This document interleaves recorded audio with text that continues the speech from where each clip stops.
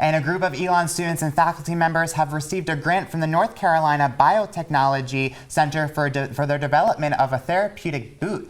ELN sophomore Ashley Wenz worked on the project and is here in the studio along with Daryl Lawson, Associate Professor of Physical Therapy. Thank you so much for joining us today. Thank I really you. appreciate it. Yes. You're welcome. So can you guys tell me a little bit about this boot and how it works? So it uses heat and electricity, and it increases the blood flow. So it's working with wounds. So you want to increase the blood flow around where your wound is. So then that increases the speed of recovery. And so we were just trying different techniques because this specifically targets people with diabetes, because diabetic people have issues with their blood flow, and so wounds won't heal as quickly.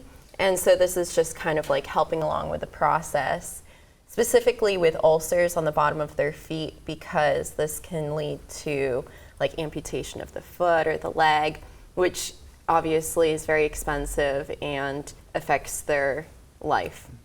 So can you tell us a little bit about this project, why you decided to work together on this? Well, we're incredibly and exceptionally gifted to have people like Ashley in the Department of Physics and Engineering to help someone like me in the Department of Physical Therapy. I have seen over the past decade, have worked on research like this, and unfortunately in the clinics I've seen people who've had this type of problem, who have diabetes and a wound, 25% end up in amputations. So I started a decade ago doing experiments on people with wounds, and we thought of this idea of putting together some kind of boot.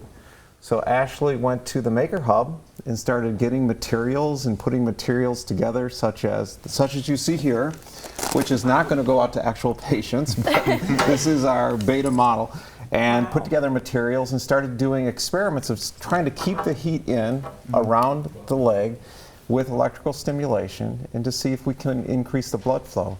And so she, along with some others, did some initial experiments and started seeing the blood flow really increase. And that perked the interest of the biotechnology folks, who then gave us a grant. This is really fascinating and very impressive. Thank you so much for being here.